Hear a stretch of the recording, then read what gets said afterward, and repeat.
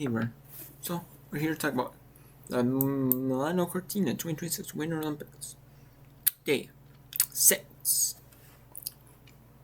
So we have medals in different events in the Nordic Hill, normal hill training runs, 3 training runs, and then that skeleton.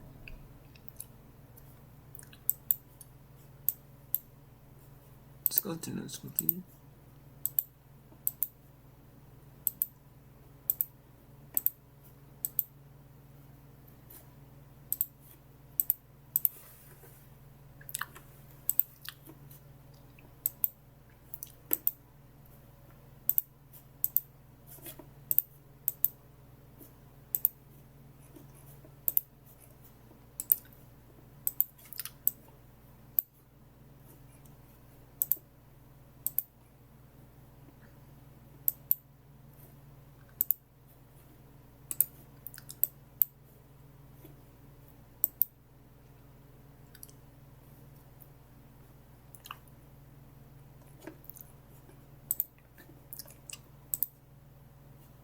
Alright, skeleton, we just had training in skeleton. We had the free ski slope style. Women's free ski slope style. Yes, in the United States, it was this morning. It was 3 runs, the women's free ski slope style. And after the 3 runs, it was the best run counted, and it was Gramenon, Gramenon. It was this afternoon in Milan, Cortina, 12:30 p.m. in Milan, Cortina, and then Eileen Ju, representing China, but the U.S. the San Francisco, California, native, representing China. She went silver with a 86.58. She had 2 throwaway runs, run 2 and 3. And then run 3 was ran program doing it. But, yeah. And then we had Megan Oldham, representing Canada. She had 76.46 in 3rd. And then Christy Muir finished 4th with 76.05. And then there are some disappointments. Han did not finish any runs. Avery Crummel had 3 basically throwaway runs. Maria Gaslighter, 52.45, yeah. A bunch of throwaway runs, like 60s. Some that did okay. This may not be their strongest event, the free ski slope style. Might not be their strongest. It's going to be multiple events. And that was that. Then we had some runs in other sports. Today we had on the 9th we had alpine skiing, the men's team combined, the downhill and the slalom, and there's 3 events. There's slalom racers and the downhill racers. So it's a team combined event. And they first started in the World Championships in the last year. And they had it. And in the downhill, Giovanni Franzoni from Italy.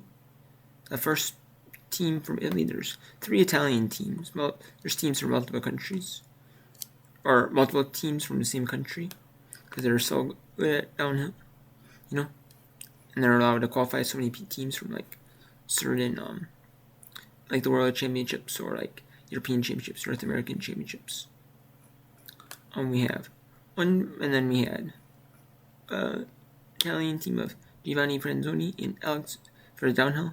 He finished first with 151.80 in downhill, and then Alexis Maloney for Switzerland finished 151.87 in the downhill. Marco Odermatt finished 3rd with 158, and then another Switzerland, Franjo van Alman, finished 4th with 152.22. 5th was Dominique Paris with 152.39, 152.71 for Niles Agder from France. So top 6. And then there's a Switzerland pair, a pair from Switzerland. Fran Van Allen and Tanguy Neff from Somme. Tanguy Neff finished 51.82 in Somme. Get 244.04, finished first in Somme. Frano Van Alman actually finished 4th in the downhill. And then Vincent Kretschmer, he finished 7th in the downhill. Manuel Feller finished 2nd downhill, 51.98 to get to 245.03. So had him, and then Marco Odermatt and Loic Millard. He had a big lead. Millard did. He had a big advantage, but finished 15th, a second behind. But he still ended up getting 3rd, so that's nice, The problem with these Somme runners, and it's kind of like, Somme seemed to be like the weakest link, like the downhill. It seemed like people did really well at the downhill. You had either people that did really well in the downhill, or not, or really good in the Somme. But, it seemed like, sometimes you had people trying to make up big leads in this. So they had a little bit of that down in the downhill. And like the Somme was the stronger link. The downhill was the stronger link. The Somme was. It's kind of hard, The only one that really mattered.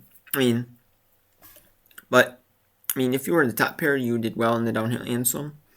Top 2 pairs did decent. But then the 3rd pair ended up having to, the first, actually ended up doing well in the downhill. Ended up doing okay in the Somme.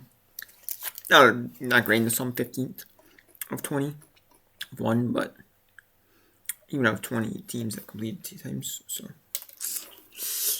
not great, but ended up having a big enough lead that,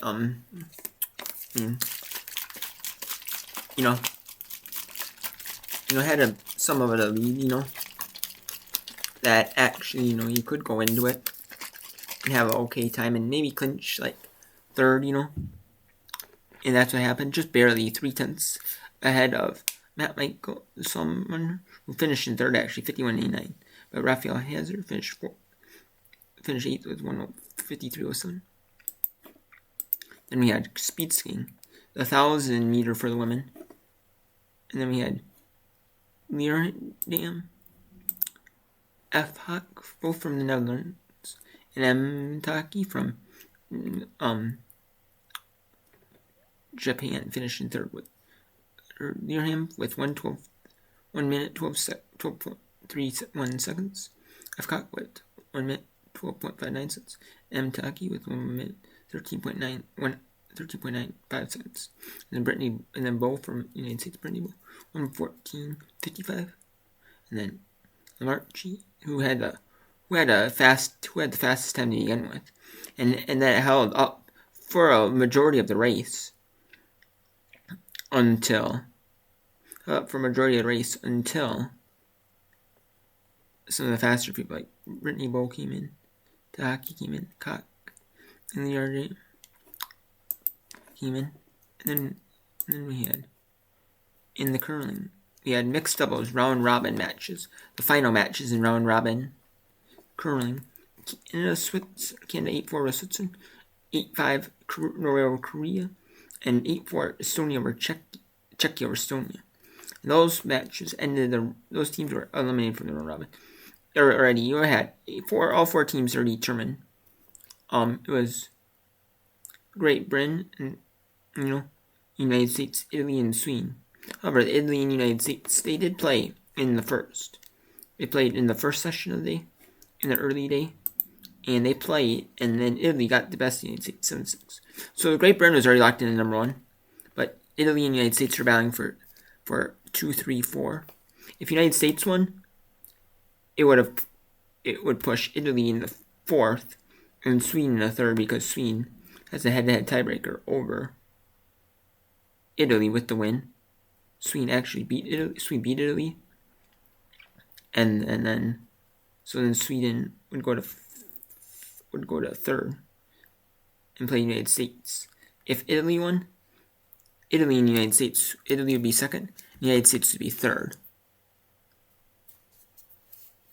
So, and then Sweden played Great Britain. Great Britain only had one loss in the pool play at 8-1.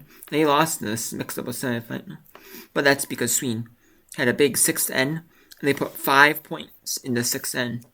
And this Great Britain could not come back from that. Even with the power play, you could not. And they win 9-3 Sweden over Great Britain. And then United States 9-8 over Italy.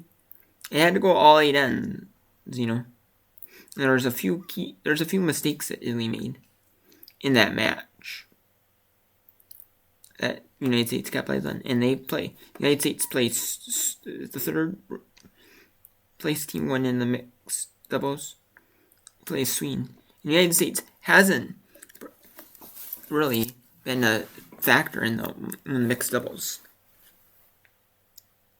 ever since mixed doubles, has become a thing at the Olympics. It's usually been just like women's and men's doubles. But ever since mixed doubles has become a thing, the United States really hasn't been a factor in the medal rounds, really, lately. Or in the Olympics, they haven't been really, a factor in, big events.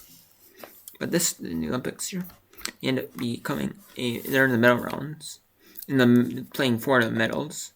The winners just play for gold, the losers play for silver, or for gold and silver, the winners, the semifinals do. And the losers play for bronze. And so you have Sweden and United States battling for gold, Great Britain, Italy battling for bronze and Noma. In the luge, we had 2 women's doubles training runs and men's doubles training runs. We had women's singles run. So after run 1, Em Frabel with 52.59 first from Germany. Jay Tabitz from Germany with 52.63. Bihaffer from Italy with 52.86.1. A Fuckerson with 52.862. Niboda 52.878. So all 4 runs count. In their combined. Then we had after the first run, and then the second run, Jay Tabitz from Germany 52.55. Em Frabel from Germany 52.65. The first 2 CSM Iboda moved up to 80.85. 88.05. And then Vihafer 52.82. And Ets from Italy 52.915. And then the figure skiing, we had the ice dance, rhythm dance, and the rhythm dance, and the France pair with 90.18.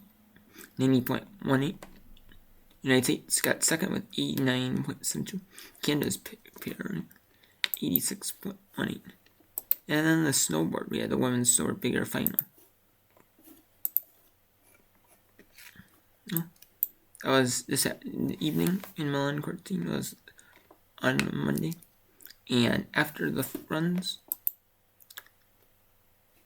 and the best 2 out of 3 runs combined, and we had Kokomo Murase. She got first with a 89.75, then a 72 in run 2. But that was her throwaway run. As run 3, she got 89.25. She looked like she had a hand touch on run 3. And I thought,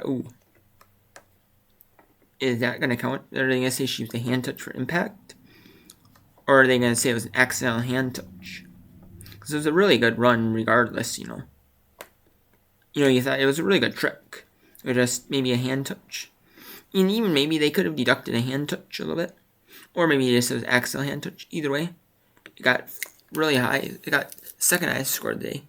She had the first highest score of the day with 89.75.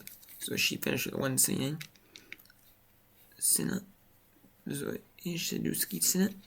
Had a throw run 27.75, but then 8.75 over a solid second run. And then a solid third run. A solid run 2 that counted with 83.5. 172.25. And Singhoon Yu with 87.75 and 83.25. And 20.75 with a throw run. That's 171 total. And then Mia Brooks, but they did not improve. Some of them they were saying do not improve on those runs. Some of them were not. They were not. Some of them were actually trying. But then there's some. They had to count like a second run, like a bad run. Unfortunately. Like 61s and 54s. And Japan could have had a sweep on the podium. But they've had to count some 2 throwaway runs and for some people. This is people at the bottom all had 2 throwaway runs. Or 2 just average runs. Unfortunately, so it's like a middle of the pack run. Unfortunately, so. And then in the ski jumping, in the men's North Dakota individual, we had a trial run. In the North Dakota individual first round was P. Raymond with 135.60. Lee Fulbart 134.60. Hasendal 132.80. K. Tomasek fourth 132.80. And then 132.80 for G. Jeschman from Hudson. And then we had the men's North Dakota individual final round, and the P. Raymond finished first with 138.50, 274.1. K. from Germany. K. Thomas from Poland finished in silver with a 270.7. Ren Yakudu from Japan finished third with 266. Gregor Deschwanden, sorry if I'm mispronouncing your names. From Switzerland, finished actually tied for third with 266. Instead of doing like another jump, they say, they were tied in the first jump. And we're not in just one anymore. And just one anymore. And then, but just one in our Nikadu. You know what Nikadu? It's actually 6 with 1 through 110. So actually, if they were, they were both tied overall, so maybe they go on who had the better second run, who had the better first run. But no, they did not do that. They gave both individuals a bronze medal as they tied, so they gave both of them their honor earning a bronze medal honors, which is awesome too. And then we had 4 group stage games in hockey. Italy 3-2 over Japan, Germany 2 over France, United States 5-0 over Switzerland, Canada 5-1 over Czechia. And then the women's preliminary round, the Group A, the United States, all 5 teams in Group A qualified to the quarterfinals, and the International Ice Hockey Federation, they did that. They did Group A, everyone qualified because they're the top teams. They're the top teams.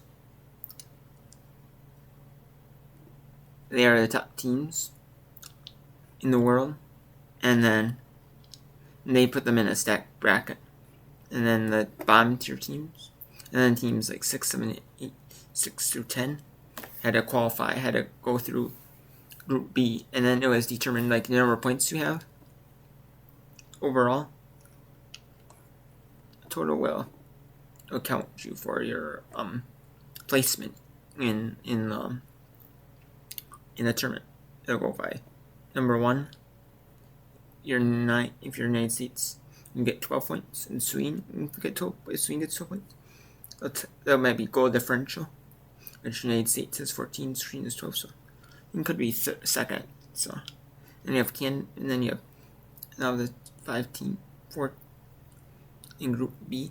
There's every team's played a game, 3 games except for Canada and Finland. That game was postponed to the 12th, and then there's 3 teams. There's 3 teams. There's 3 teams. Actually, 2 teams that finished. I just checked it. In France, France is eliminated. They cannot get to the quarterfinals. Japan, they have They need a win. They need a win. Japan does. They beat France. That's the only one. So they would need Germany to lose. And then Germany would need to lose. Germany would need to lose. And then to Japan, or Italy, Germany would need to lose to Italy tomorrow. And then Japan would need to beat Sweden tomorrow to qualify for Group B. So Italy and Germany, that's gonna be a close one though. You know, but can Japan knock out Sweden though? I don't know though. I just don't know if Japan can knock out Sweden. No. So, yeah. And that is it for the Olympics for today. Now on the 10th, we have women's doubles and men's doubles training sessions. Runs 5 and 6. And then North Kill combined normal hill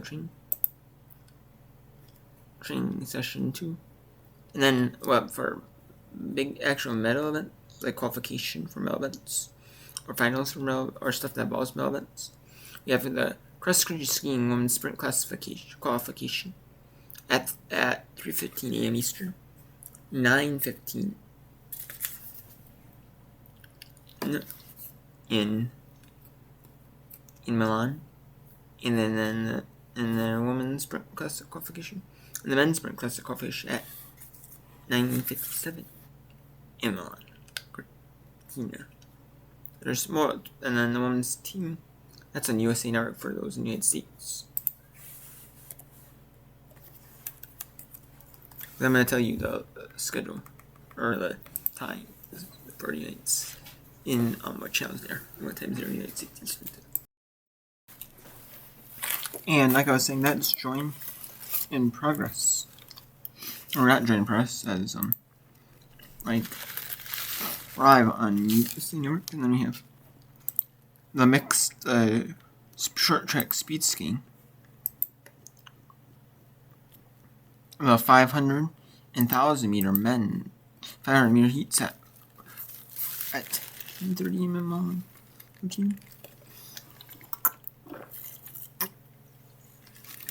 It's 11:10 for the 1,000 meter heats, and then mixed team relay is going on. We have it's the qualification heats, and then we have the men's moguls qualification, the first round at 11:15, and then women's sprint classic quarterfinals on cross country skiing at 11:45 a.m.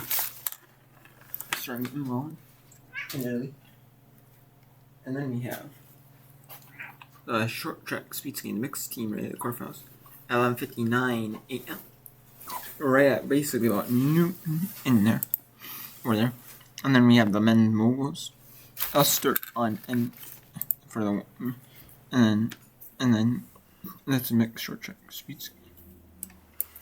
And then so we have the men's moguls qualifying 1-on-1. Start at 5:45 a.m. Eastern USA Network. Join in progress. And one's team flying downhill. And remember the sprint classic qualifying. Or be join show and follow on USA Network at their test turn times. And then the sprint classic, the finals, will be joined with the men's sprint classic quarterfinals. Finals. And then that'll be at 6:20 a.m. And then the women's sprint classic will be at 6:55 for the semi Eastern. And then 7:09 Eastern for the men size, and then the final will be at 7:30 and the men, and it'll be at 7:24 for the women. So, but then they'll have free ski slope style final joined after that It'll be shown after that will be shown, and then that'll be shown at it'll start at 12:30 p.m. Eastern, or 12:30 p.m. in Italy, and then the short track steam race semis will be at 12:34 p.m. and then the women's sprint, and then the men's sprint class final, or and then the mixed team race finals and short track speed skiing. I'll be at 7:03 the knockout rounds. Next short track speed skiing mixed team race. There's two finals, A and B, and then we have in the men's, and then Japan senior hockey will be shown at 12:10 for the group B, 12:10 p.m. over there, and then you have and then on the TV, and then the men's 20-kilometer individual biathlon at 7:30 p.m. Eastern, not shown on US and TV, that's shown on Peacock Live, and then it's at 1:30 p.m. in Milan, in Italy, and then women's team momentum at 1:15 p.m. in Milan.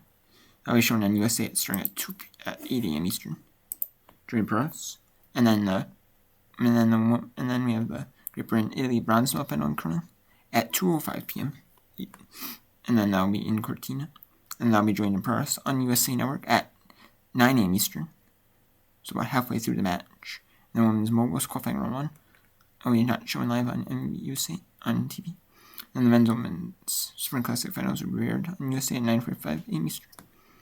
Maybe a continuation of the tournament. Oh, it could be that too. And the women's moguls qualifying round 1 shown at 10:15 a.m. Eastern on USA Network. Italy Germany women's rugby hockey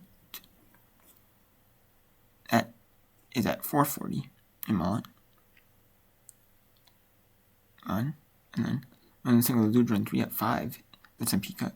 Women's single luge run 3 at 10:40. That's 10:40 Eastern. And at 11 a.m. Eastern. 5 in Milan. Really? Women's singles luge run 3 on USA Network. And then the mixed team relay finals we take place at 11:30 Eastern. That will be shown on USA Network. At the mixed team final relay and the heats of the men's. I'll be showing the finals of the mixed team relay. I'll be showing like the finals for the final A.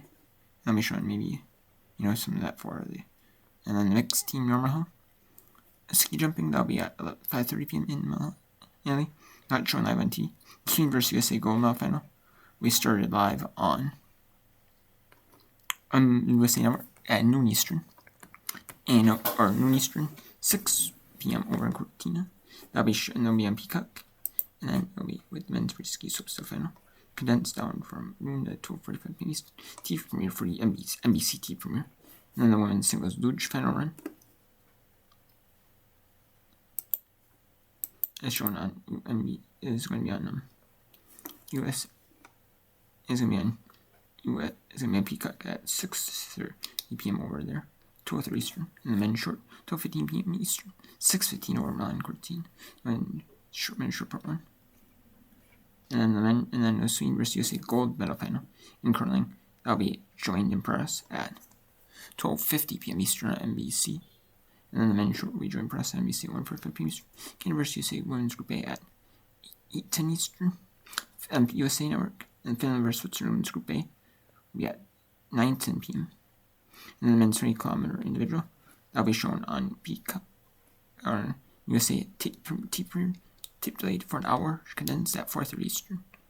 And then on the single luge run stream 4 will be shown in USA for an hour from 5:30 to 6:30 Eastern. It'll show half hour for each run. So we're going to see the women's single luge, the final run. And then the mixed team normal hull will be condensed down for an hour at 6:30 to 7:30 Eastern.